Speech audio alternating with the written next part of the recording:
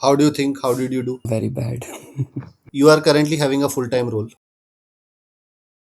and you want to transition into product role. This is an intern role. Are you okay Yeah. to give your full time role? So I have made my mind to take risk. That is where the engineering mindset came in, and there was no prioritization. Metrics you could have easily defined if you would have come up with a goal. This is exactly where I am lacking.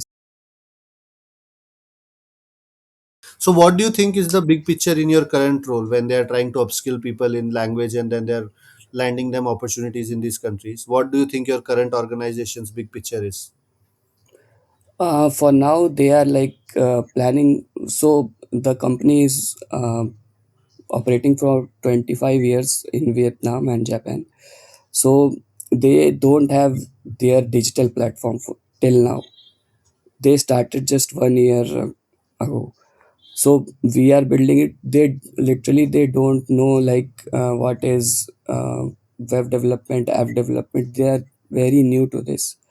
So for them the bigger picture is to, like, they have scaled a mass in offline market, but they haven't scaled in online market.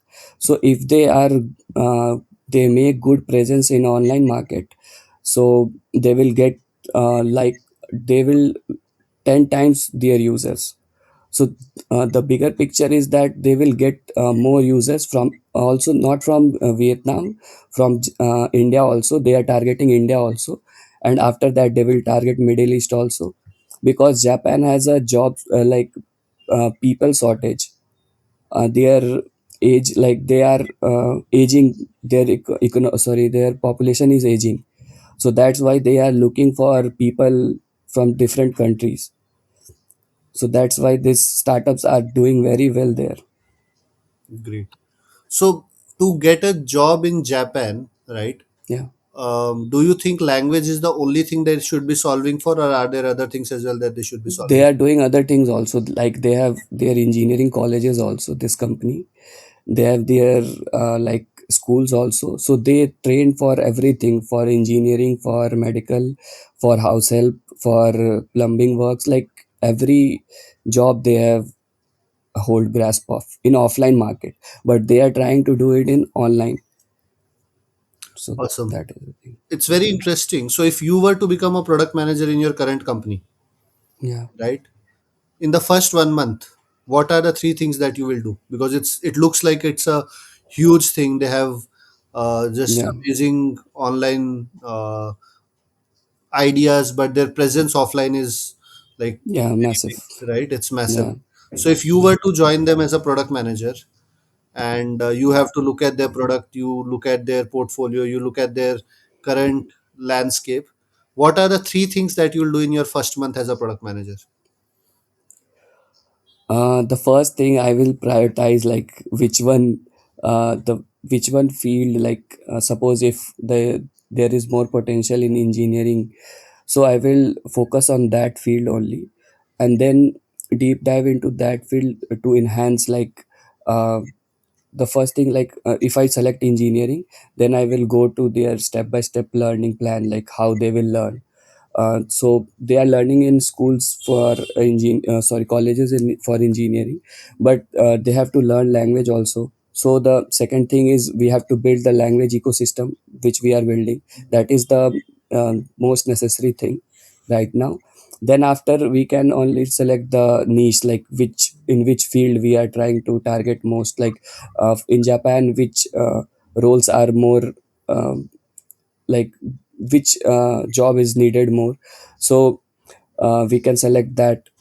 And the third thing is, like, I will try to launch a MVP first, like in 6 months, not in 1 month, so that I can test it with the internal like college student, like this company has college. So we can test it to our college students directly, so we can get a like good feedback, like what we have to build and what gone wrong, so we can fix it and iteratively develop it. Okay. When Yeah. you migrate offline behavior, right, to an online behavior, you are a software developer, you understand the software development life cycle, right? What do you think are challenges in migrating an offline behavior to an online behavior in terms of software development lifecycle? uh, so the main thing is the main challenge which will come is the first thing we have to plan uh, better, because there are a lot of things. First we have to understand like what is going in offline market, like how they are tackling the problems. So we have to segment everything, uh, and then this is the main challenge, like proper planning. Because if there is no planning we can't do anything. This is the main thing in my view. Okay. And how important is testing in the entire process of software development lifecycle? It is it is the most important thing, because without testing we can't launch our product. And even after testing sometime it will fail in while we are scaling our product, and too many users are coming. So it is very necessary to test our product thoroughly before launching it. What would your testing strategy or user acceptance testing strategy be if you are making a product for your current company? um, as I told, first of all, for internal testing our testers will do the QA. But for real user testing our company has their colleges and schools, so we can leverage this thing and we can directly A/B testing our product there. So we can get the feedback what we have to change and what we have to improve there. Got it. Okay. Let's talk a bit about why Nielsen. Like, we are experts in data collation, aggregation, research, surveys, and um, output market insights. Right? What is your understanding of Nielsen? What does it do? So as far as I know, like as you told, like it is basically they they leverage data to take decisions. In one line, I can say that they leverage the data, they and use it to take decision for their customers. So uh, first of all, like it will be a great learning for me, like how data is playing a role in our day to day life, how users are coming, and how like we can analyze the whole trend with the help of data. Suppose Instagram is already doing these things, like they are using click stream analysis and all of these things, like so like they keep track of everything, like where the user clicks, what they watch more. So these all datas uh, help help any company to get their branding strong, their product impact more. So Nielsen is very important in these things. But there's a difference between company level, product level data versus the market insights data that Nielsen works on. Don't Yeah, you think in your current use case that you're explaining, it will be better to work with a product company where you can see the user usage data? yeah. um, so actually, like I'm in start of my journey, so right now I am in my learning phase. I am still transitioning to HDE to product management. So uh, I think Nielsen is a great place for me to learn from the basics. And as I know, like I am joining as a product intern, so I will get to learn as from the senior PMs, like how the company functions and how they work. Okay. Let's speak on that point. You are currently having a full time role Yeah, and you want to transition into product role. This is an intern role. Are you okay yeah, to give your full time role and start as an intern? Why that decision? yeah. uh, because so I have made my mind to uh, take risk for like product management. So I want to be a product manager, that I have clear in my mind.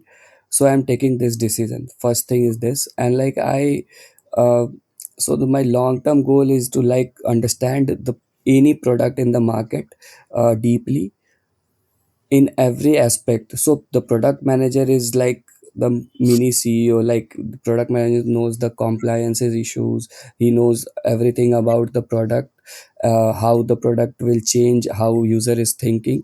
So I want to be at that perspective so that I can understand the product very well. Was So that's why I made my mind to transition in product. Okay. And since you said this is a data driven company and you'll learn how to at data, how does it influence our behavior, how does Nielsen drive insights on that? In your role or in your experience in your college days also, has there been a case where you have been able to show data driven decision making? um No, I haven't done so far. Like, I have not. I have shared an incident, but it is not related to data.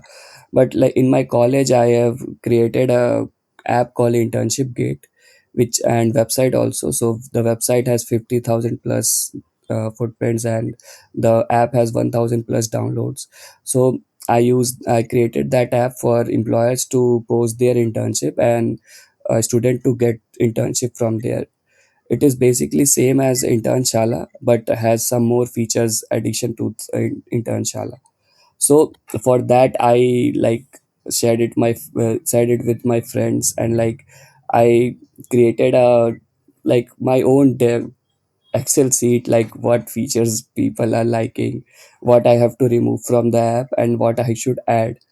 So I get feedback from my friends also, like it in my clubs, in my college clubs also. So I demonstrated that app, so I get a very good insights, and that helped me to get good number of downloads. And employer also posted their internships and use that platform at that time. So there I use not heavily data, but some part of data I use to like leverage my product. Got it.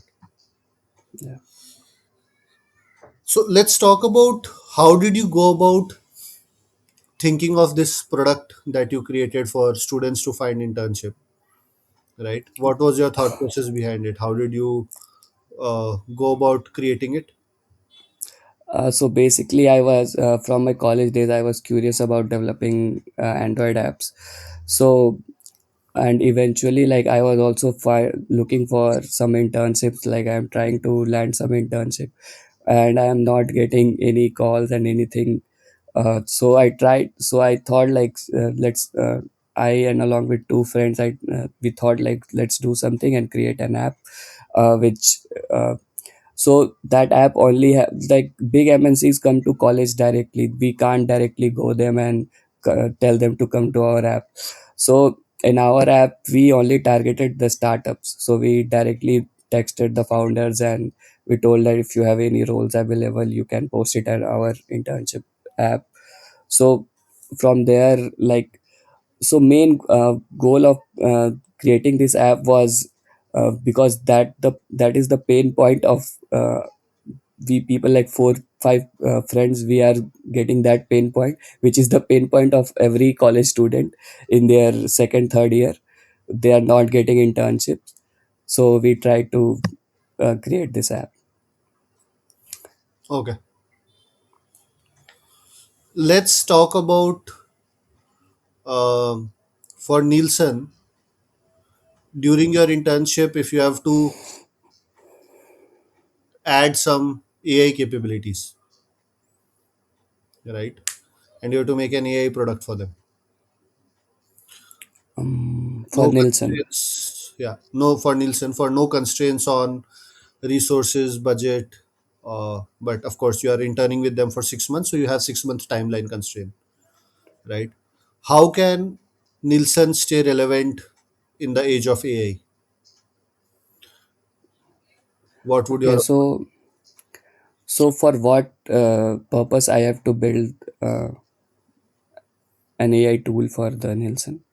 That's a great question. So assume that you have to their existing users, right? They use the data and insights that Nielsen provides them. Now, a lot of companies are moving towards AI first insights, Yeah. right? So Nielsen, if it can provide the market insights and customer insights, more focused on how companies can use AI, right? Okay. That is the problem that they would want to solve. Okay. So um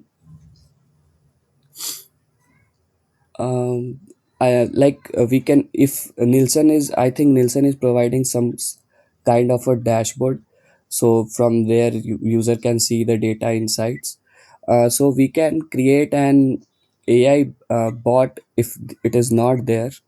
uh, I am assuming it is not there, so I will create an AI bot for them. So that bot will so for the reading that data inside, we need some SQL queries and different things. Like we need to have some deep knowledge of some terms, like what is DAU, what is MAU.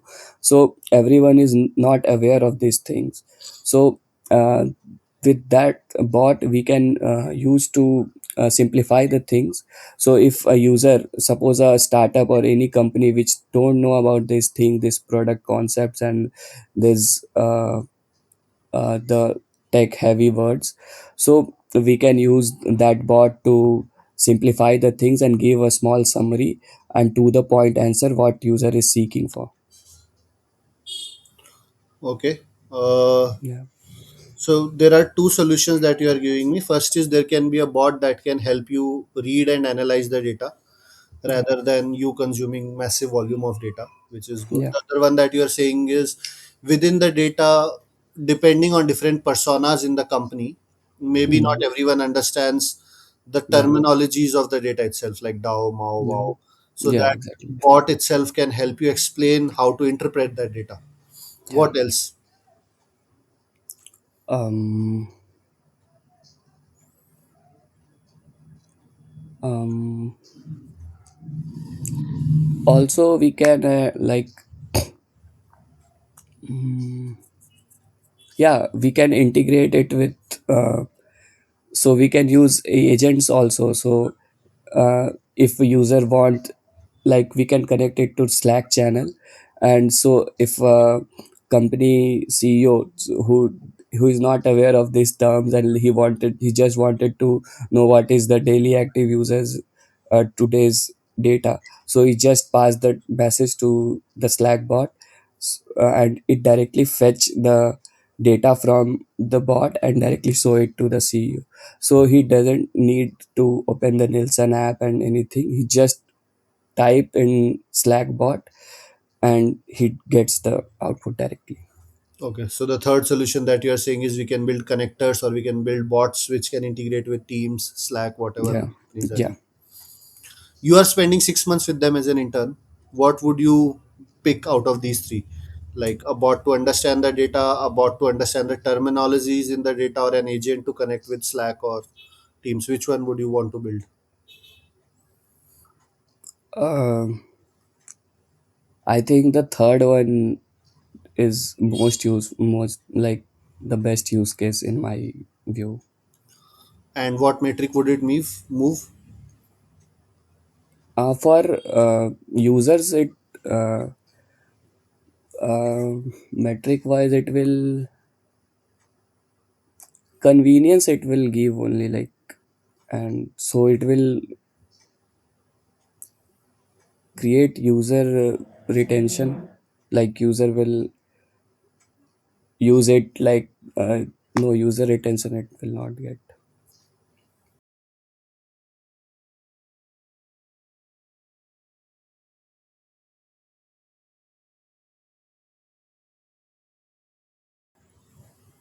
So you have like asking for the user's perspective or like the professionals who are using it in company. You can give me metrics either from the end user or from the Nielsen's perspective, whatever metric would you measure? So for Nielsen's perspective, like it will create like it will simplify the process for the stakeholders, and for the end users, like it will make the flow easy. Okay, how would you measure that? How do you measure convenience? How do you measure flow became easy? How do you measure that? um,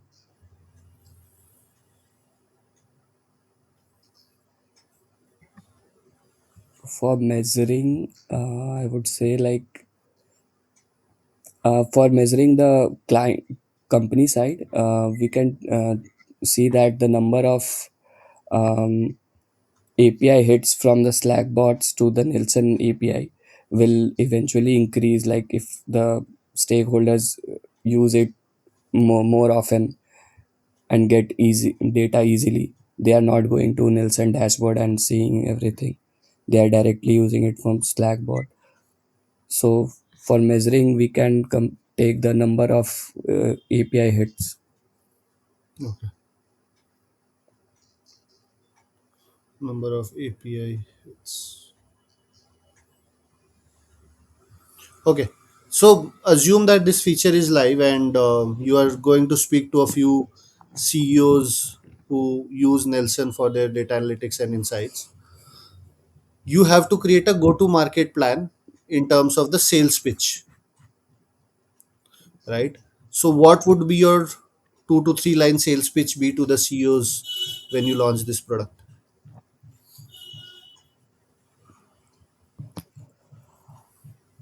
I would say that like this product will make the flow easy to use and easy to understand for the beginners. Okay. But you said you were launching this for leaders who want to just query through Slack and CEOs, and now Yeah. you're pivoting to the beginners. Yeah, beginners in the sense like the founders who are just starting in this, starting their companies, or like the CEO who doesn't have the knowledge of this. So they are tra- uh, they're directly using Slack and getting all the data in one prompt. Got it. Okay.